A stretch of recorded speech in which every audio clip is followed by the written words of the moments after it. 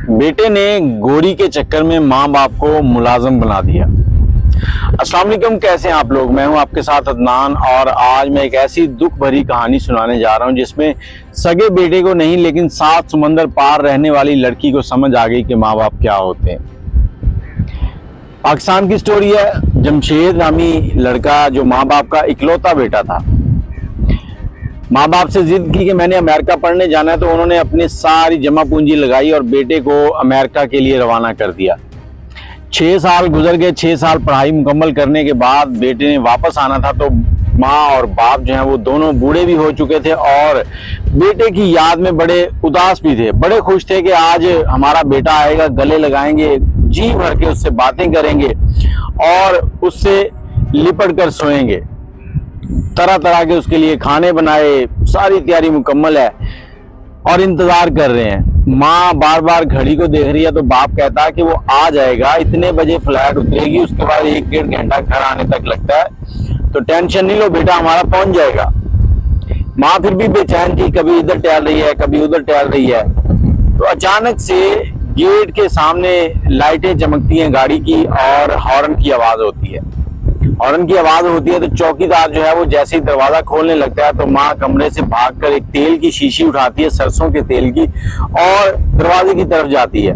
दरवाजा खुलता है तो दरवाजे के दोनों पिलर जो है उनके ऊपर थोड़ा थोड़ा तेल ऐसे बहाती है।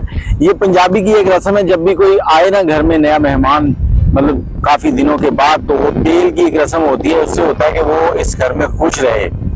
इसी तरह से फारसी के अंदर है, जब आप घर से कहीं जा रहे हैं तो आपके पीछे से चावल या पानी फेंका जाता है ताकि आप जल्दी वापस आए और खैरियत से आए।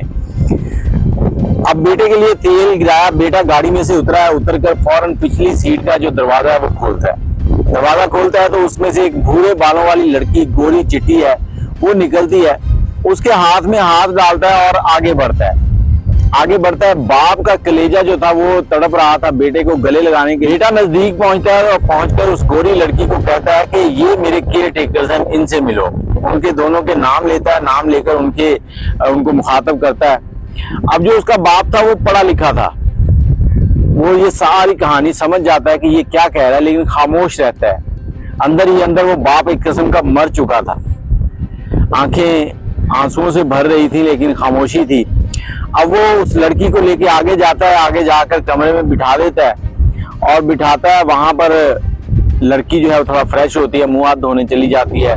इधर बाप जो है बेटे को खींचकर दूसरे कमरे में लेके जाता है। जब दूसरे कमरे में लेकर जाता है तो बेटा फौरन बाप से कहता है, पापा सॉरी, मैं मजबूर हूँ, क्योंकि ये जो लड़की है ये मेरी वहां पर रूममेट है और ये बड़ी पैसे वाली है, हम दोनों मोहब्बत करते हैं, मैं इससे शादी करना चाहता हूँ, लेकिन इसको वालिदैन से नफरत है, इसलिए मैंने इसके सामने आपको केयर टेकर कह दिया। अब बाप खामोश हो गया, इकलौता बेटा था।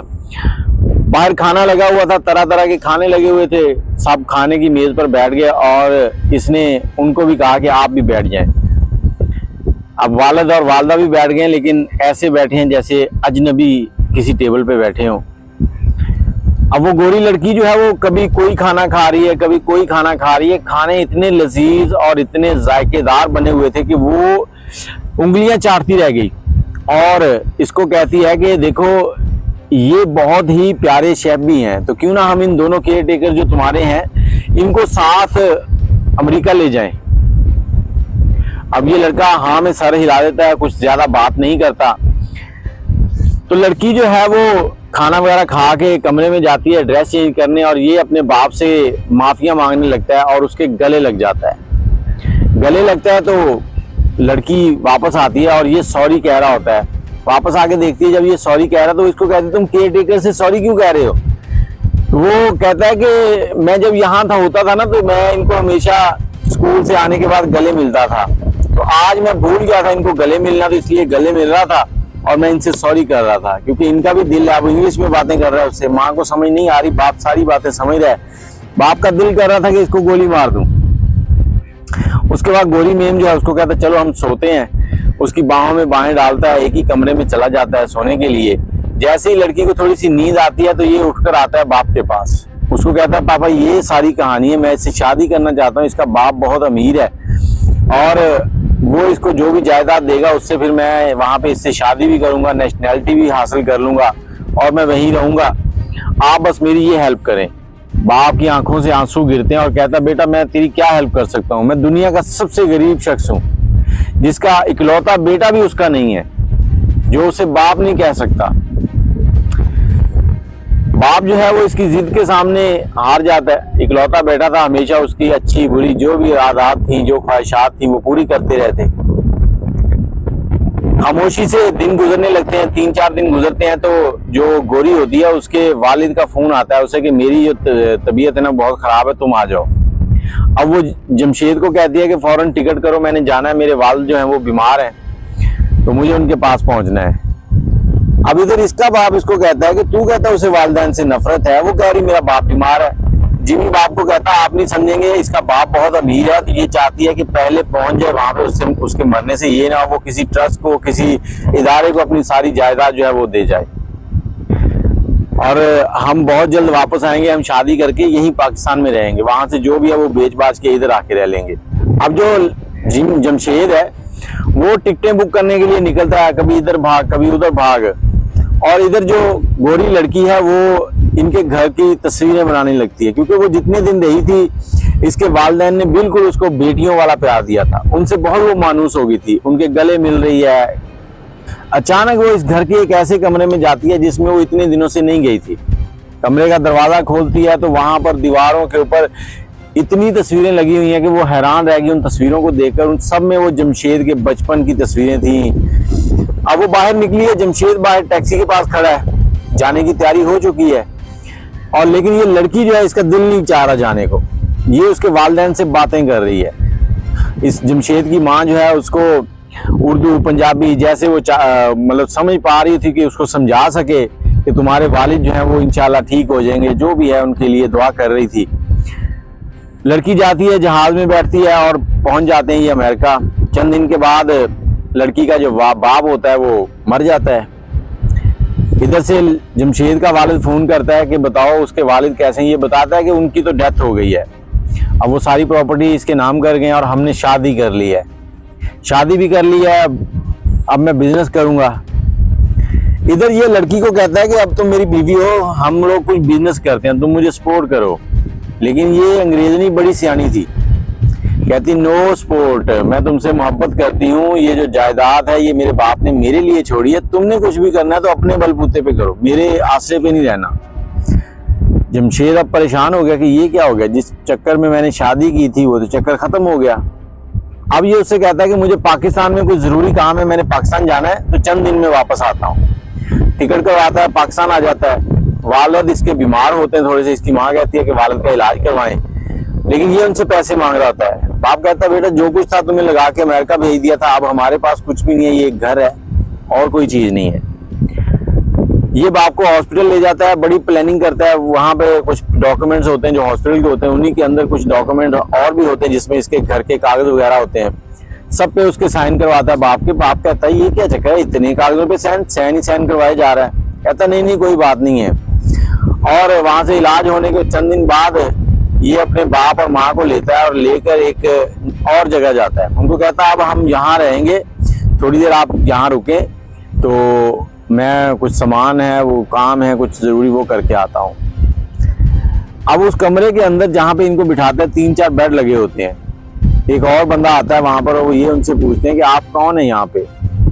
वो कहता भाई मैं यहाँ पर तुम्हारे जैसा ही हूँ, मेरी औलाद मुझे यहाँ छोड़ गई थी, ये ओल्ड होम है, बूढ़ों के लिए ये घर है।